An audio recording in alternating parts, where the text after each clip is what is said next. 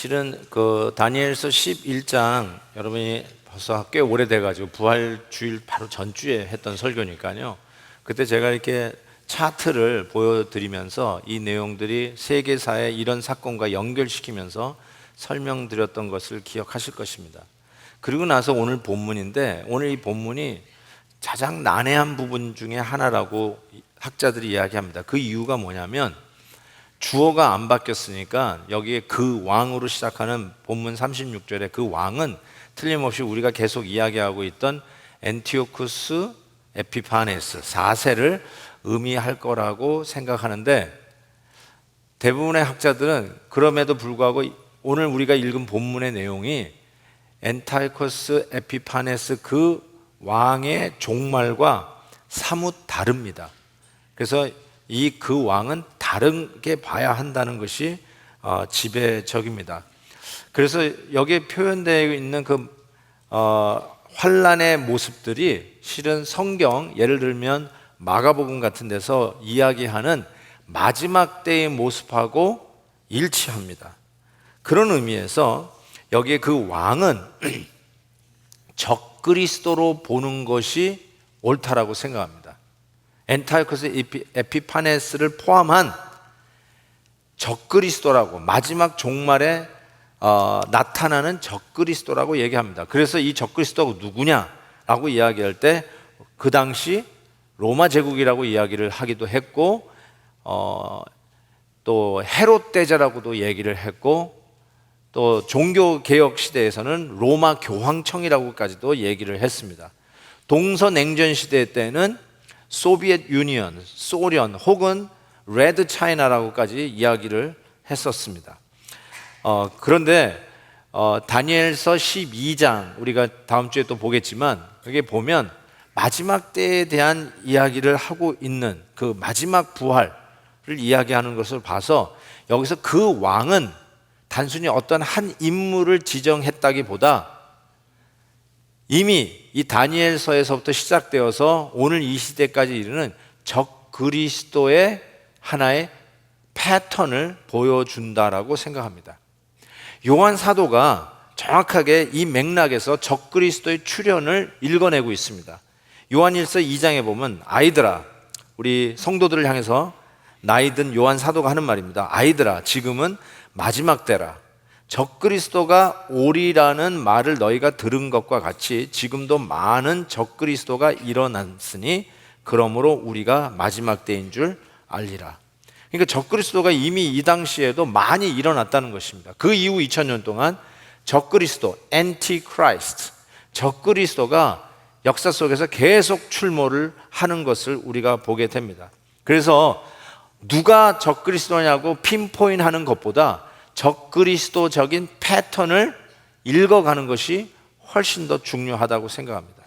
자, 오늘 본문에서 그 패턴을 우리가 볼 수 있는데요. 첫 번째 패턴이 뭐냐면 자기 마음대로 행하는 패턴을 볼 수 있습니다. 36절에 그 왕은 자기 마음대로 행했다 이렇게 얘기했습니다. 자행자지하는 이 적그리스도적인 스피릿을 이야기를 합니다. 사도시대, 사사시대 때 자기 소견에 옳은 대로 행했다 하면서 가장 영적 암흑기를 표현하듯이 이 적그리스도적인 패턴이 뭐냐면 자기 원하는 대로 아무 거리낌 없이 자기 하고 싶은 것만 하는 것, 이게 바로 적그리스도적인 패턴이라고 이야기할 수 있습니다. 우린 다니엘서를 쭉 살펴보면서 느부갓네살 왕, 그 이후 진행되는 왕들이 실은 이런 적그리스도적인 패턴, 자기 마음대로 행하는 것, 그것을 이미 보아왔습니다. 그래서 예를 들면 3장 15절 같은, 다니엘 3장 15절 보면 내가 만든 신상 앞에 엎드려 절하면 좋거니와 너희가 만일 절하지 아니하면 맹렬히 타는 풀무불 가운데 던져 넣을 것이요 능히 너희를 건져낼 신이 누구이겠냐 하면서 어떤 신도 나를 컨트롤할 수 없고 나는 언제든지 내가 원하는 대로 너희를 죽이기도 하고 살릴 수도 있는 내 마음대로 하는 사람이라는 것을 이야기를 합니다. 다니엘서 11장 3절에도 있는데 장차 한 능력 있는 왕이 일어나서 큰 권세로 다스리며 자기 마음대로 행하리라. 자기 마음대로 행하리라. 여러분, 근데 이게 자유라고 하는 정의도 되잖아요. 자기 마음대로 하고 싶은 대로 하는 것, 이게 자유잖아요. 이 민주주의라고 하는 이 국가에서 가장 뭐라 그럴까요? 고상한 개념? 우리 인권의 최고 자유, freedom. 그렇잖아요. Freedom is not free. 그렇죠? 그러면서 이 프리덤을 위해서 우리가 목숨까지 바치잖아요. 근데 여기서 얘기하는 것은 우리가 이야기하는 그런 인권 존중의 자유라기보다는 우리의 죄성대로 자기가 원하는 대로 자기가 모든 세상에 마치 정점에 있는 양 자기 멋대로 사는 라이프 스타일, 그것을 이야기합니다. 근데 우리 모든 사람들에게 이런 자기 마음대로 하려고 하는 이 유전인자 DNA가 박혀 있는 것을 알 수 있어요. 여러분, 숲 플랜테이션에 가시면 딱 들어서서 거기에 샐러드 바가 쫙 늘어서 있는데 거기서 자기 마음대로 먹습니다. 자기 원하는 것을 먹습니다. 이미 이렇게 딱 플라스틱 백에 싸져 있는 것 그냥 먹으라는 게 아니라 내가 원하는 거, 알리브를 좋아하면 알리브를 더 많이 넣고, 시금치는 싫으면 시금치는 빼고, 뭐 파인애플 좋아하면 파인애플 집어넣고 해서 자기가 원하는 거를 마음껏 먹을 수 있잖아요. 그게 얼마나 우리에게 신선하게 메릿이 되는지 몰라요. 굉장히 좋아요, 그게. 여러분, 샐러드만 먹고 싶은 거 마음껏 먹는 게 잘못됐다는 뜻이 아니라 우리 모두에게는 어쩌면 그런 나 마음대로 행하는 것, 이 DNA가 있어서 이게 정말로 우리가 어떻게 뺄래야 뺄 수 없는 그 마인셋이 다 있는 거예요. 자기 마음대로 하고 싶은 것들이.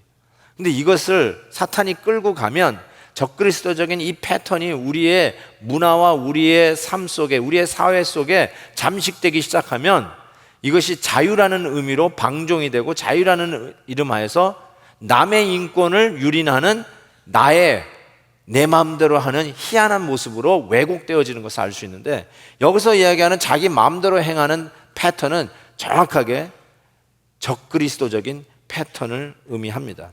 이것은 어디서부터 시작되냐면요, 실은 창세기 3장 5절에서부터 시작됐어요. 3장 5절에 이렇게 돼 있어요. 너희가 그것을 먹는 날에는, 선악과를 먹는 날에는 너희 눈이 밝아져 하나님과 같이 되어 선악을 알 줄 하나님이 아십니다. 여기서 하나님과 같이 되는 것, 이게 왜 이렇게 유혹이 됐냐는 것이죠.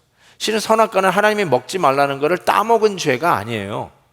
배고픈데 먹음직스러운 사과 따먹은 게 정말 사과 하나 따먹은 거 가지고 굉장히 하나님께서 노하셨네, 유치하다, 이랬을 수 있잖아요. 근데 그게 아니에요. 사과를 따먹은 가장 그 밑바닥의 본질은 하나님처럼 되고 싶은 마음이에요. 그게 뭐예요? 자기 마음대로 행하고 싶은 거죠. 하나님의 컨트롤 받고 싶지 않은 거예요. 이렇게 해야 된다, 저렇게 해야 된다, 그 말씀의 제한을 받고 싶지 않은 거예요. 내 마음대로, 내가 느끼는 대로, 내가 하고 싶은 대로 하고 싶은 것, 그게 하나님처럼 되고 싶은 마음이거든요. 그때서부터 외치던 이 죄악의 목소리가 메아리 쳐서 오늘까지 오는 거예요. 이게 바로 적그리스도적인 패턴 중에 아주 중요한 패턴입니다. 내 마음대로 원하는 대로 하는 것. 그래서 내가 원하는 거 하지 못하게 하는 걸 가장 싫어하고 가장 혐오스럽게 생각하는 것.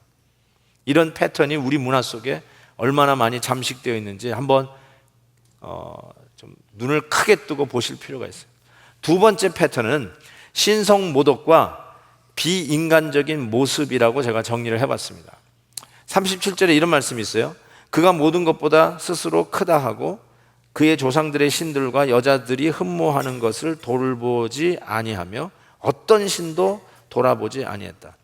제가 어떤 신도 돌아보지 아니하고 그들의 조상의 신들도 돌아보지 않은 것을 신성모독으로 썼습니다. 한 가지 우리가 생각해보면 여기 조상들의 신들이니까, 복수 신들이니까 그냥 뭐 우상, 뭐 이런 이방인들의 신, 이렇게 해석하는 것도 맞습니다. 근데 저는 이걸 이렇게 적용을 할 수 있다고 생각해요. 그게 뭐냐면 우리 믿음의 조상들, 믿음의 선조들이 섬기던 우리 하나님, 우리 부모님들이 섬겼던 우리 하나님, 믿음의 선조들의 하나님을 우리가 돌보지 않는 모습, 이것으로 적용할 수 있다고 생각해요. 우리 어머니 아버님이, 우리 할아버지 할머님이 섬기는 그 하나님을 내가 섬기지 않는다면 그걸 저는 이렇게 보는 거죠. 신성모독이다. 신성모독이다. 꼭 그냥 성경을 찍거나 뭐 교회에다가 돌팔매질을 해야 신성모독이 아니라 우리 부모님이 믿는 그 신앙을 내가 버리고 떠나가는 것, 이게 신성모독이 아닐까, 이런 생각을 해보게 돼요. 저는 2대째 신앙입니다. 그러니까 저희 아버님이 처음으로 우리 가정에서는 예수를 믿기 시작하셨어요. 저는 2대째예요. 여러분은 몇 대째 신앙 가문이신지요? 할아버지 할머니 때? 그때서부터 정말 순수하게 하나님을 섬기던 신앙을 여러분은 계속 이어가고 있는지요? 혹시 여러분의 자녀들은 그 신앙을 이어가고 있는지요? 아니면 내가 옛날에 그 하나님을 섬기던 우리 부모님 세대, 우리 조부모님 세대하고는 너무 형편없이 겨우 주일 지키기도 급급하고, 지금 우리 자녀들에게도 그 신앙을 물려줘야 되는데 우리 자녀들 보니까 우리 자녀들이 이 신앙을 계속 이어갈까도 의심스러운 상황이 된다면, 혹시 여러분 그와 같은 모습, 우리 조상들의 신을, 우리 하나님을 돌보지 않는 이 모습을 신성모독이라고 쓰는 것이 투머치일까요?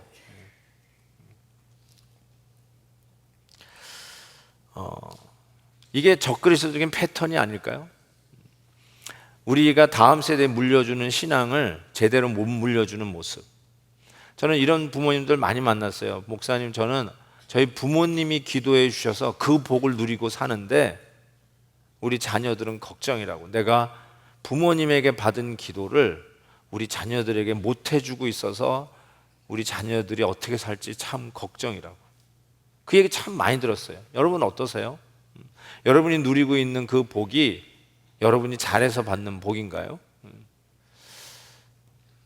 참 우리 믿음의 선진들이 섬기던 그 하나님을 오늘도 우리가 같은 마음으로 섬기고, 오늘 우리 입교하는 우리 자녀들, 세례받는 우리 자녀들 보니까 마음이 뭉클합니다.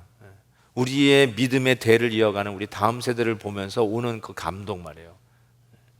정말 이 신앙의 이 맥이 우리의 삶 속에서 결단코 끊이지 아니하고 우리 다음 세대가 더욱더 정말 활발하게 뜨겁게 부흥하며 일어나기를 주님의 이름으로 축복합니다. 두 번째 얘기하는 것은 이 비인간적인 모습이에요. 이 비인간적인 모습을 어디서 제가 따왔냐면요, 여자들이 흠모하는 것을 돌보지 아니하였다, 이렇게 얘기하고 있어요. 여러분, 하나님께서는 남자와 여자를 창조하셨습니다. 그래서 서로 경쟁하면서 살라는 것이 아니고, 그리고 남자와 여자를 창조했지만 별 다른 게 없다, 똑같이 살아라, 그것도 아니고요. 서로 협력하고 도와주며 그런 사회적인 그런 따뜻한 분위기와 협조 분위기, 그래서 서로의 필요를 채워주면서 아름다운 공동체를 이루어가는 것이 하나님의 뜻이라고 생각합니다. 그 중에 연약한 그릇이라고 성경이 표현하는 것이 여자예요. 여성. 여자들은 연약한 그릇이라고 얘기했어요. 근데 그 연약한 여성들이 흠모하는 것을 돌보지 않는 것. 지난번 통곡 기도회 때 이 이야기를 제가 들으면서 굉장히 쇼크를 먹었어요. 여러분, 우리 탈북민 이야기를 들었잖아요. 탈북자들이 여기 와가지고 톡쇼도 하고 그러셨는데, 지금 탈북자들이 한 25만 명 된다고 그러는데 그 중에 3만 명은 남한에서 살아요. 근데 20만 명 정도는 지금 중국에 있는데 탈북자 중에 70% 이상이 여성입니다. 여자들이 대부분이에요. 그런데 그 중에 95%는 지금 중국 땅에 있다고 할 수 있는데 전부 다 대부분이 성적 노예가 되어 있고 인권이 유린된 상태에서 완전히 비인간적인 모습으로 살아요. 돌보지를 않아요. 이것을 다니엘서는 이런 적그리스도적인 패턴을 뭐라고 단도직적으로 얘기하냐면 짐승이다, 이렇게 얘기했어요. 짐승에다 비유했어요. It's a beast. 여성들의 흠모하는 것을 무시해버리는 것. 가장 연약한 그릇의 존재들이 인간답게 살고 한 여성으로 대접받고 한 어머니로 대접받는 모습을 전혀 돌보지 않는 모습. 이게 바로 적그리스도적인 패턴이라고 얘기할 수 있습니다. 여성들이 원하는 게 뭘까요? 이런 에피소드가 있어요. 아서 왕이 그 이웃 나라에 의해서 정복됐어요. 그래서 이웃 나라 왕이 아서 왕을 잡았는데 너무 젊고 유능하니까 죽이지 않고 숙제를 줍니다. 1년 안에 여자가 가장 원하는 게 뭔지를 알아가지고 오라고 그래요. 근데 이 아서 왕이 풀려나가지고 1년 동안에 여자가 진짜 원하는 거를 찾는데 답을 못 찾겠는 거예요. 당연하죠. 저도 아직도 못 찾고 있으니까 당연히 못 찾고 있는 거예요. 근데 그 마을에 마녀가 있는 거예요. 보기도 흉측하고요. 그냥 말할 때마다 악취가 나고요. 아유, 그냥 막 보는 순간에 눈이 오염되는 것 같은 그런 마녀가 있는데 그 마녀가 그 답을 안다는 거예요. 그래서 아서 왕이 딱 보고는 가서 힘들지만 물어봤어요. 그랬더니 조건을 제시하는데 이 원탁의 기사 중에 가장 유능하고 가장 친한 그 사람과 나를 결혼시켜주면 답을 얘기해 주겠다는 거예요. 야, 나는 그건 아예 내가 죽고 말지. 그랬더니 이 원탁의 기사 중에 그 친구가 그럴 수 없다. 아서 왕을 지키고 이 원탁의 이 커뮤니티를 지켜야 된다 해가지고 자기가 자원해서 결혼에 응합니다. 그 결혼을 했어요. 그래서 살았죠. 답을 알려준 거예요. 근데 그 답은 나중에 얘기해 드릴게요. 그런데 어떻게 됐냐면요. 드디어 첫날 밤이 됐어요. 이 원탁의 기사와 그 마녀가 첫날 밤이 됐어요. 첫날 밤에 딱 들어갔는데 침실에 너무너무나 이쁜 여자가 쫙 앉아 있는 거예요. 황홀한 여자가 앉아 있는 거예요. 깜짝 놀라가지고 어떻게 된 거야 그랬더니 자기가 이전 마녀에게 저주를 받아서 반은 마녀로 살고 반은 이렇게 아름다운 여인으로 산다는 거예요. 그러면서 이렇게 얘기했어요. 당신에게 선택권을 주겠는데 낮에 마녀로 살다가 밤에 이렇게 아름다운 여인으로 살기를 원하느냐, 아니면 낮에 아름다운 여인으로 살다가 밤에는 마녀로 살기를 원하느냐, 그걸 선택하라는 거예요. 그때 이 원탁의 기사가 뭘 정했는지 아세요? 여기에 답이 있어요. 이 원탁의 기사가 이렇게 얘기했어요. 당신의 뜻에 따르겠습니다. 그랬더니 이 마녀가 딱 그 얘기를 듣고 나는 그러면 하루 종일 아름다운 여인으로 살겠습니다. 딱 그런 거예요. 어떻게 해서 이게 된 걸까요? 자기에게 자기 의견을 존중해 주는 그것에 감동을 받은 거예요. 내가 어떻게 남자가 결정하지 않고 아내에게 다 결정권을 주면서 당신이 원하는 것을 선택하는 대로 내가 따라가겠다고 하니까 감동을 받아가지고 아예 그냥 하루 종일 아름다운 여인으로 살겠다고 한 거예요. 이게 답이었어요. 이게 답이었어요. What's the desire of woman? 여기 성경에서 여성의 진짜 원하는 게 뭘까요? 사랑과 존경이라고 저는 생각해요. 사랑과 존경. 어떤 분은 여성이 원하는 게 뭘까요? 그랬더니 막 보석이요 막 이러는데 그게 아니라 진짜 여자들이 원하는 거는 love and respect, 사랑과 존경이라고 생각합니다. 오늘 어머니 날이니까 Mother's Day니까 어머니 얘기를 좀 해볼게요. 한 신문에 Director of Operation을 찾습니다 하는 구직 광고가 났습니다. 이렇게 나왔어요. 기동력이 요구되어진다. 일하는 동안 거의 지속적으로 서 있어야 합니다. 항상 최대의 노력을 해야 하고 지속적으로 허리를 굽혀야 하고 최고의 스태미나를 유지해야 해낼 수 있는 힘이 많이 드는 일입니다. 일주일에 135시간 일해야 하고 정해진 시간 없이 무한정해야 합니다. 다시 말하면 하루 24시간 일주일 7일 일해야 하는 잡입니다. 그리고 휴식 브레이크 할 수 없습니다. 점심시간 따로 없고 다른 사람이 다 먹은 후 잠시 먹을 수 있으면 드시면 됩니다. 그리고 이 직업은 뛰어난 협상 기술과 인간관계의 기술이 필요합니다. 또한 의학 학과 재정 그리고 요리법 등에 대한 학위가 요구될 수도 있습니다. 여러 역할을 감당해야 하고 대상에게는 한순간도 눈을 뗄 수 없습니다. 경우에 따라서는 고객과 함께 밤을 새워야 합니다. 어떤 때는 엉망진창의 혼란한 상황에서 일해야 하며 생명을 대신 희생해야 하는 일이 발생할 수도 있습니다. 휴가, 베케이션 없습니다. 추수감사절, 크리스마스, 설날, 기타 휴일에는 일이 훨씬 늘어납니다. 그래도 명랑한 기분으로 수행해야 합니다. 잠잘 시간도 없습니다. 1년 365일 일해야 합니다. 세상에서는 미친 짓이라고 하고 비인간적이라고 하고 대상을 돕고 함께하는 과정의 유대 관계에서 오는 정서적인 교감은 말로 다 할 수 없습니다. 그리고 이 직책의 급여는 없습니다. 공짜로 이 일을 해야 합니다. 수백만의 사람들이 지금도 이 포지션에서 이런 일을 해내고 있습니다. 이런 사람을 찾습니다. 누구예요? 엄마예요. 맞아, 엄마. 엄마예요. Happy Mother's Day.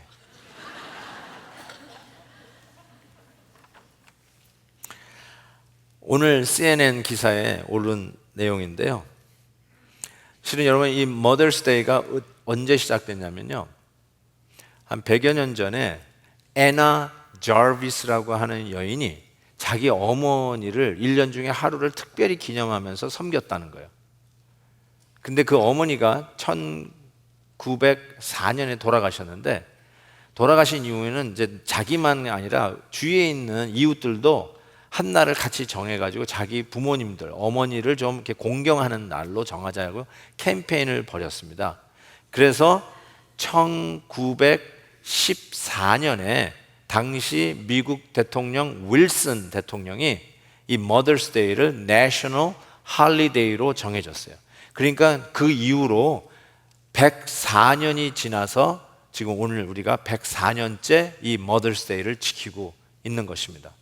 근데 그 기사가 재밌는 것은 이 Mother's Day를 시작한 애나 자비스라고 하는 여인이 1960년대인가 돌아가셨는데 죽을 때까지 이 Mother's Day를 반대하고 죽었어요. 그 이유가 뭐냐면 Mother's Day에 자기가 이렇게 하려고 했던 것이 아니라 완전히 이제 이 어머니의 날이 commercialized, 비즈니스화 되었다는 거예요. 그러면서 심지어는 당시 로즈벨트 대통령 영부인이 뭐 여성 인권 뭐 이런 해방 운동을 이렇게 하는데 머더스 데이 때 그거를 했다는 거예요. 그래서 그것도 하지 마라. 왜 어머니 날에 그런 어떤 사회적인 이슈를 가지고 들어오냐. 그냥 우리는 정말 어머니의 마음을 읽어서 어머니에게 효도하는 날로 좀 기념을 하자 하면서 그걸 반대했고요. 특별히 이 애나 자비스가 어디서 데모를 이 피켓팅을 했냐면 꽃집 앞에서. 왜 어머니 날에 그렇게 꽃값을 올려서 받느냐는 거예요. 여러분 꽃집 하시는 분들 너무 죄송합니다. 자, 우리가 왜 이 어머니 날에 꽃값에서 그 꽃집 앞에서 데모하다가 경찰 신고를 받아가지고 끌려갈 적도 한두 번이 아니었다고 합니다. 미국에서요 가장 꽃이 많이 팔리는 날이 크리스마스 말고 머더스 데이래요. 발렌타인 데이가 아니래요. 크리스마스 말고 제일 꽃이 많이 팔리는 날이 바로 이 머더스 데이입니다. 그래서 이 머더스 데이에 마켓이 얼마냐면 24 빌리언 달러예요. 한국말로 이게 얼마냐면 240억 불. 어마어마한 거예요. 어마어마한 거예요. 그러니까 이게 비즈니스죠. 어떤 의미에서는. 근데 끝까지 이 애나 자비스가 이 머더스 데이 이런 식으로 커머셜라이즈 되는 거를 너무너무 싫어해가지고 반대했다는 것입니다. 우리 어머님들이 정말 원하는 게 뭘까요? 여러분이 잘 아는 어거스틴이 그의 고백록에서 자기 어머니 모니카에 대해서 이런 얘기를 했어요. 당신의 신실한 여종인 나의 어머니는 보통 어머니들이 죽은 자식을 위해 우는 것보다도 살아있는 나를 위해서 더 많이 울었습니다. 17년 동안 살아있는 나 때문에 더 많이 우는 어머니가 자기 어머니 모니카라고 그가 회상하면서 고백을 합니다. 죽은 자식을 위해서 우는 어머니보다 더 이 산 자식을 위해서 많이 우는 어머니 모니카. 여러분, 너무 죄송하지만 자식을 앞세운 부모님들도 혹 이 가운데 계실지 모르겠어요. 얼마나 비통하고 얼마나 억장이 무너지셨습니까? 그 눈물을 어떻게 우리가 상상할 수 있겠습니까? 그런데 어거스틴의 어머니는 그 죽은 자식을 놓고 우는 어머니보다 훨씬 더 많이 울었는데 17년 동안 울었다고 이야기를 합니다. 하나님께서 그 17년의 눈물의 기도를 들으셔서 성 어거스틴이 되게 하셨죠. 저는 이렇게 여쭤보고 싶어요. 비인간적인 모습, 여인의 흠모하는 것을 돌보지 않는 모습, 그 여인을 어머니로 바꾸면 어머니가 정말 원하는 것을 신경도 안 쓰는 모습, 이게 뭐냐? 적그리스도적인 모습이라고 저는 생각해요. 우리 어머니들이 진짜 원하는 게 뭘까요? 진짜 원하는 게 뭘까요? 가족의 화목이에요. 자식들이 서로 화목하는 모습을 정말 원하세요. 그리고 우리 신앙의 어머니들이 정말 원하는 게 뭘까요? 저는 우리 자녀들이 믿음 안에서 커가는 걸 정말 원해요. 우리 자녀들이 아침 하루를 시작할 때 성경을 펴고 큐티하고 출발하는 우리 자녀가 된다면 더 이상 바랄 게 없겠어요. 됐어요. 정말로 믿음 안에서 자라가는 것을 원해요. 우리 어머니들이 원하는 게 뭘까요? 특별히 오늘 머더스데이 원하는 게 뭘까요? 두둑한 용돈도 원하시겠지만 진짜 가족의 안녕과 화목과 믿음의 건강함으로 자라가는 우리 자녀들을 보는 모습, 이게 우리 부모님들이 정말로 원하는 모습이라고 생각해요. 여러분, 그거 돌보셔야 돼요.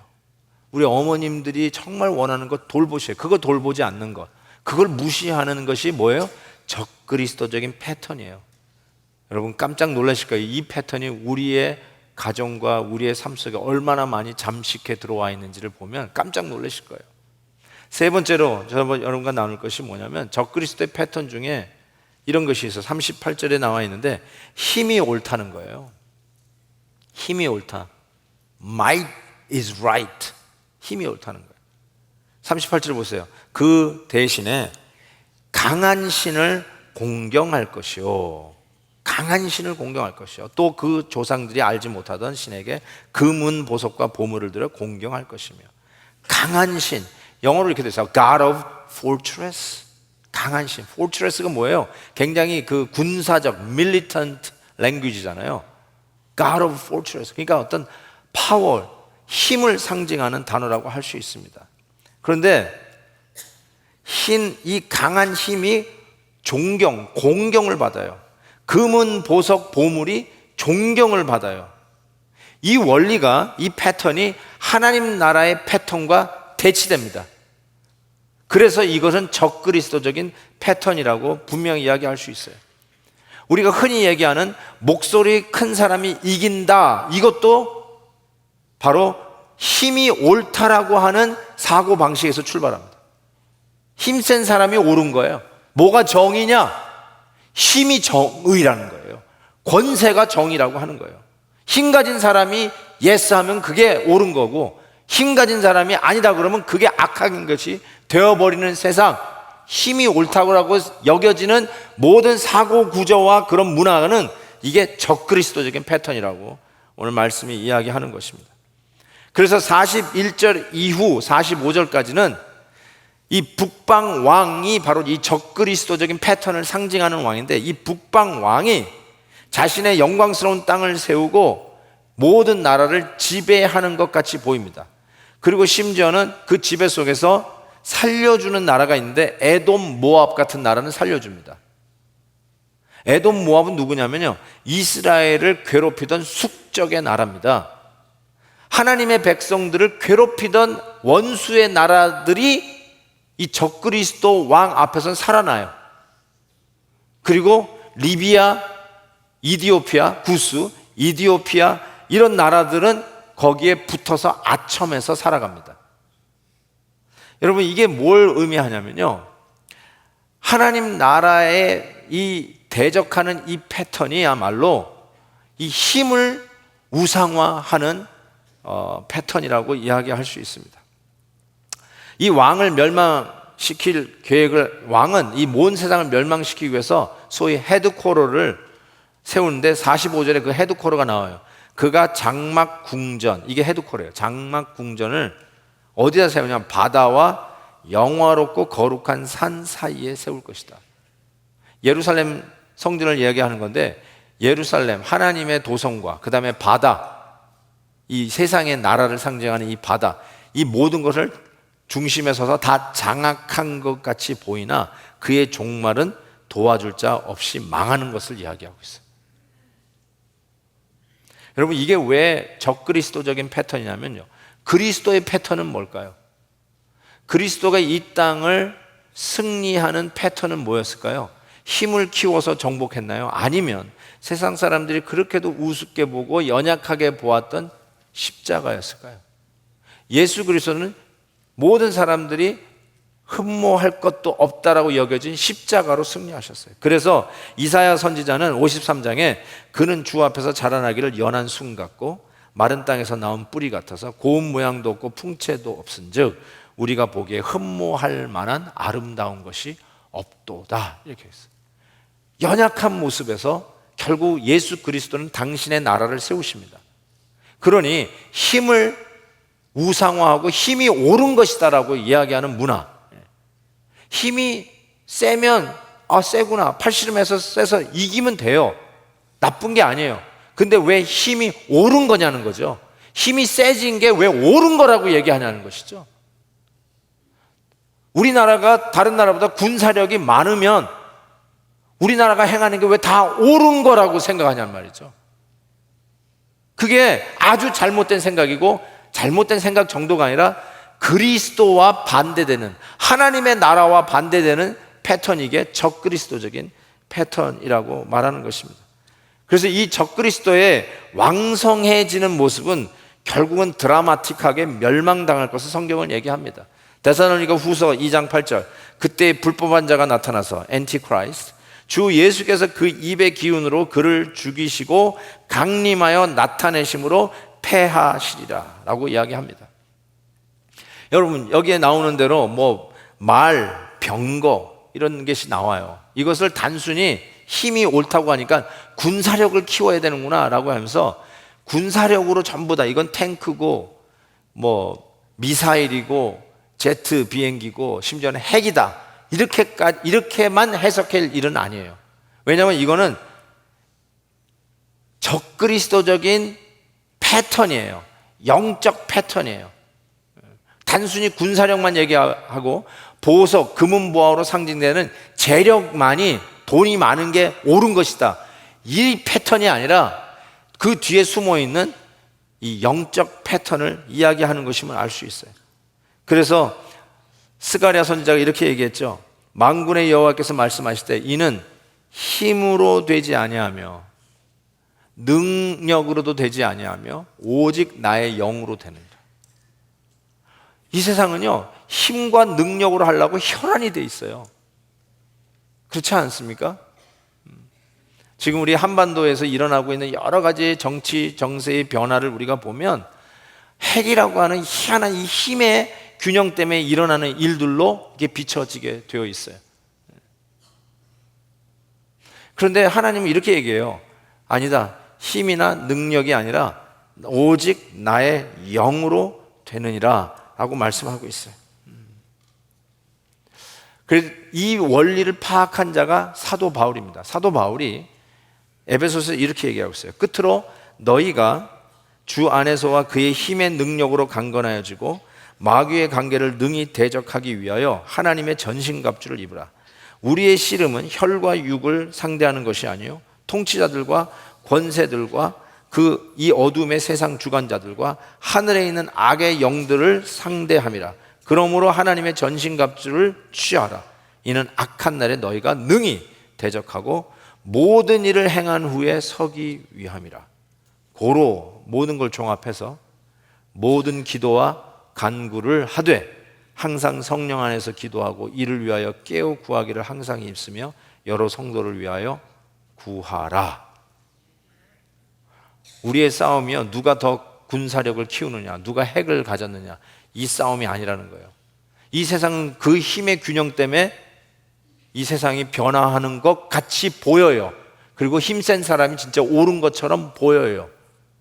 근데 여러분, 하나님의 나라는 그렇게 세워지지 않았어요.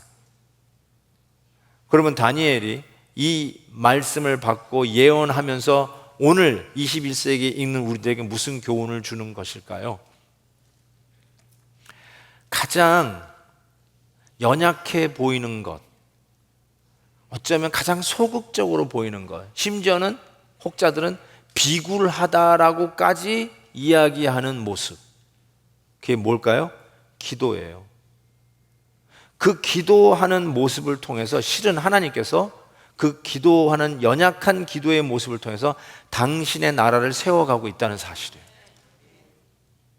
힘이나 능력이 아니래요. 오직 당신의 영으로, Spirit, 그것으로 하나님이 역사를 이끌어 가시는 것이지, 우리가 보는 것으로 힘센 자가 다 장악하는 것 같이 보이지만 그 패턴이 아니라고 이야기하는 것이에요. 십자가의 원리와 일맥상통하는 것이죠. 여러분, 오늘 우리가 이 자리에 있는 이유가 어머니의 기도 때문에 아닌가요?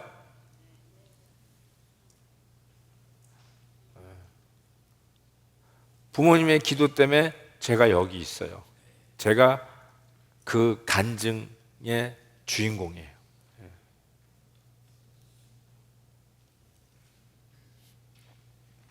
가장 연약한 여인이라고 볼 수 있는 어머니, 그냥 끝없이 희생만 하는 어머니, 그 어머니가 눈물 뿌려 방울방울 교회 예배당 바닥에 떨어뜨린 눈물 때문에 오늘 우리가 여기 있는 거예요. 여러분, 우리가 지난번에 들었잖아요. 서독과 동독이 누가 통일될 줄 기대했으며, 동서냉전 시대에 저 소련이 어떻게 누가 무너질 거를 꿈이나 꿨겠습니까?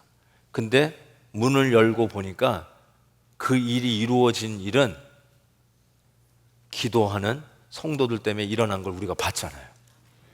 아주 힘이 없는, 뭘 정치적인 힘이 있는 것도 아니고 권세가 있는 것도 아니고 돈이 있는 것도 아닌데 전능하신 그 하나님, 이 세상 역사의 주관자 되시고 무에서 유를 창조하시며 하나님이 시작하신 일을 분명히 당신의 때에 맞추실 모든 주제에 하나님 되시는 그 하나님 앞에 연약한 무릎을 꿇고 기도하는 성도들의 기도 때문에 일어나는 일들이라는 걸 우리가 보았잖아요. 그래서 저는 이번 사건도 그렇게 봅니다.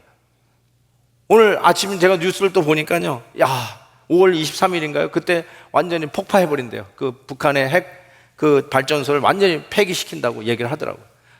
한편으로는 익사이먼트가 있고 또 한편으로는 또 염려가 되고, 이게 제대로 되는 것인지, 염려와 또 흥분과 소망과 절망을 왔다 갔다 하기를 하는데, 실은 우리가 해야 할 일이 뭐냐면 가장 연약한, 가장 소극적이라고 생각하고 심지어는 말도 안 하고 무릎 꿇고 눈물만 흐른다고 비굴하다고까지 하는 그 기도하는 그 모습 속에서 그 전능하신 하나님 앞에 간절히 소원을 아뢰고, 지난 십수십 년 동안 하나님을 믿는 백성들이 우리 남북한은 복음으로 통일되게 해주세요.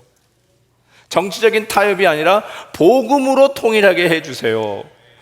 이 기도 어떻게 응답하실지 모르지만 세상 사람들의 힘의 균형 따라서 이 세상 역사가 진행되는 것 같지만 이 모든 일을 주관하시는 이는, 여러분 다니엘서에서 그거 보여준 거 아니에요? 느부갓네살이 잡고 있는 것 같지만 느부갓네살 붙잡고 있는 건 하나님이었고, 벨사살이 움직이는 것 같지만 고레스 왕이 잡고 있는 것 같지만 그 뒤에 이 모든 역사를 주관하는 건 하나님인 걸 우리가 보고 있잖아요. 오늘 이 다니엘서를 통해서 오늘 우리에게 주시는 말씀, 특별히 어머니 날에 주시는 메시지가 뭘까? 힘의 자랑이 옳은 것이 아니라 가장 연약한 십자가가 우리를 구원하고 최고의 승리를 얻었듯이 어머니의 연약한 기도의 무릎 속에서 장성한 자녀들이 일어났듯이 오늘도 우리가 해야 할 일이 뭐냐? 기도하는 일입니다. 이 나라를 위해서, 우리 다음 세대 자녀들을 위해서, 그리고 기도로 우리를 여기까지 키워주신 우리 부모님들을 위해서 기도하는 것이라고 믿습니다. 기도하겠습니다. 우리 다 같이 한번 하나님 앞에 기도하십시다. 특별히 우리 어머님들, 부모님들을 위해서 기도해 주시고, 오늘 세례받고 입교한 우리 다음 세대, 믿음의 다음 세대를 위해서 축복하면서 기도해 주십시다.